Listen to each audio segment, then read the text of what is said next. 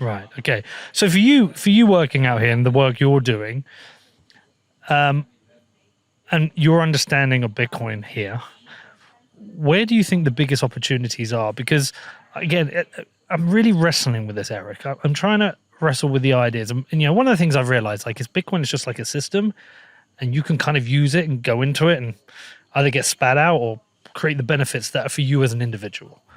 And one of the things Femi really said, he said, the really interesting thing is that Bitcoin kind of has an identity problem at the moment, because everything that everyone in the West is talking about, how they want to use Bitcoin on the benefits, he's like, it's completely different here. The benefits and needs that people in Africa can take are completely different. But my headspace is in, we went to that market. It's like, what do we do here? You're not going to go and teach some guy who's selling trainers or just got a food store. Hey, you should accept Bitcoin, because he's got no Bitcoin customers. So what do? But I quite like this idea of seeding densities of Bitcoin capital and creating circular economies, because they can grow. We saw in El Zonte, Michael Peterson started, he had a density of Bitcoin capital. He would give these kids jobs to do. He would pay them in Bitcoin, and they could spend that Bitcoin in the local shop. And it created this circular economy that grew. And now everywhere in El Zonte accepts Bitcoin. Bitcoiners travel there and spend their Bitcoin, and this density has grown. And as that density grows and the price appreciates, El Zonte becomes richer and development happens there. Now, listen, they have an advantage. It's a holiday destination. You can go there and go surf it. That same kind of thing might not work in every town. I think the other advantage they had as well is they had a benefactor from very early who gave a lot of Bitcoin to that area, so it could be distributed. If you're trying to start an area without that, it becomes much harder. But it's still a density of Bitcoin. It's still a density that can create something. And I'm thinking, is that the best thing? To go to an area, like, does the work you do create a density of Bitcoin in that area that can spark a circular economy that can organically grow? No, it can't do that.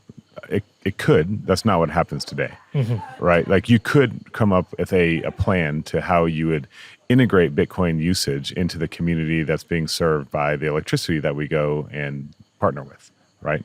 But I think there's layers to this, right? So we often think, at least what I see in that kind of Bitcoin Twitter, Bitcoin kind of news pieces and newsletters, right?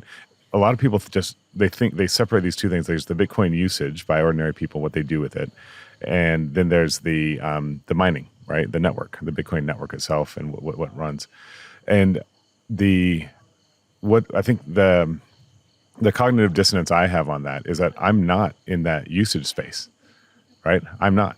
I don't do community stuff besides hanging out with the Bitcoiners in Nairobi, right? That's what I do. But however, there's this really interesting place where there is at least a Bitcoin maybe shadow effect from the energy side, right?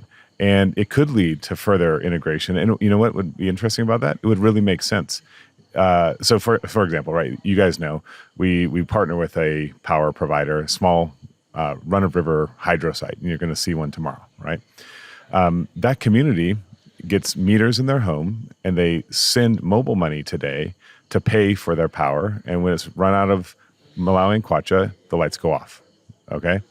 And then they send more money in, and it turns back on again. Is there any reason why the power provider here couldn't be paid in Lightning instead? And then you maybe, because people don't want to really have this cognitive load of learning a new currency, maybe you use something like Fedi even, and that's just an e-kwacha to them. It's just like a mobile kwacha. They don't even know what's going on behind the scenes. They're just paying for their power with it. That becomes interesting, right? And I think what we often miss is that we really have to look at what people need and what people will use, right?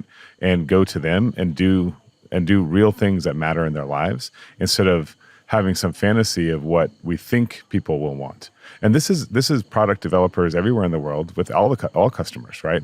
There's so many people who fantasize of what things might be, instead of actually doing what people need. Do you think that comes from people not actually going to see places and really understand what's happening locally?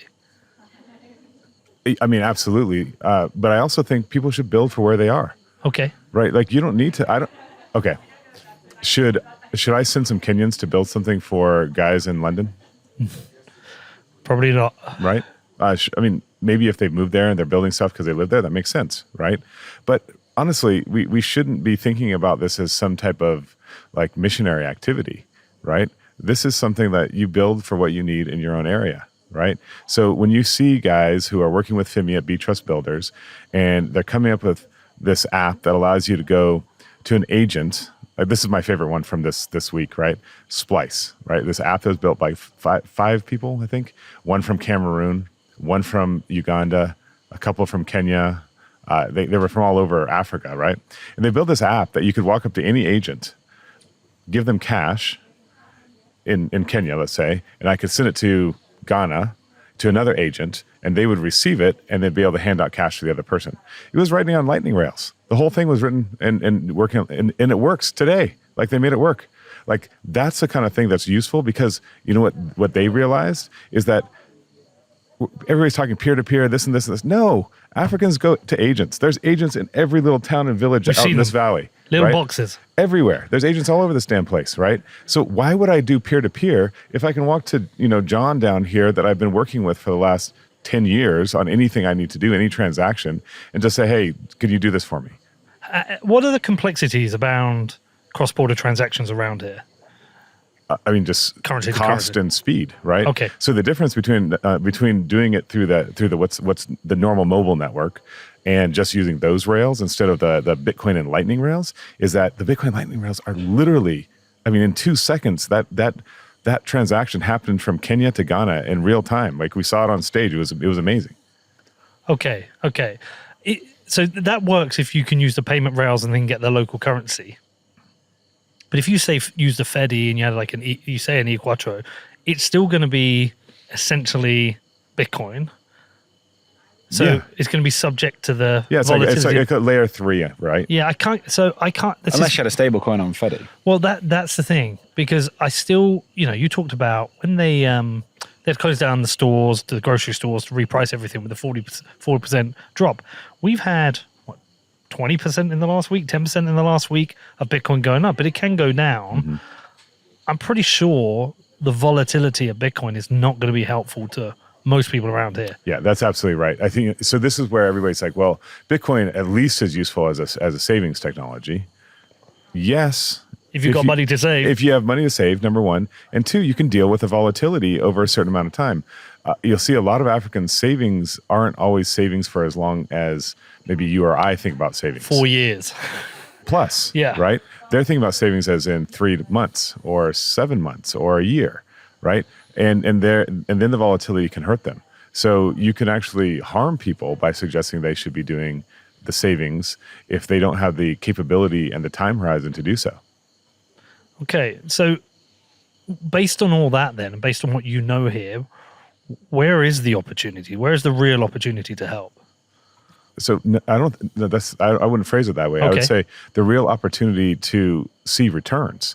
Okay, as an investor. Yes. Okay. Like you should be investing in these guys from like B-Trust Builders who are making things for people that they know and work with in their own towns in Africa, right? Those guys are building for the real needs today. The one that won was called Bit Pension. And I wasn't paying any attention to pensions like across Africa. Apparently it's a massive issue in Nigeria, right? Okay. I was assuming for most people a pension isn't a thing.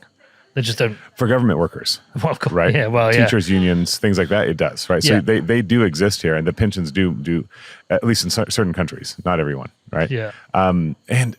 And it was a big deal, right? So for the Nigerians, this is like, yeah, this made a ton of sense. This is a great way for pensions to be kept, right?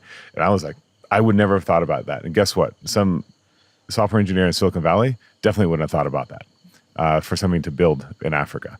Right. And that's the beauty of finding guys who can actually build things on the local level and put money behind them and let them build something, that gets some traction and gets up, gets some usage in their own community.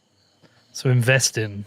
Same thing Femi said. Yeah. And he said that the risk reward is much higher because you actually have to invest a lot less money.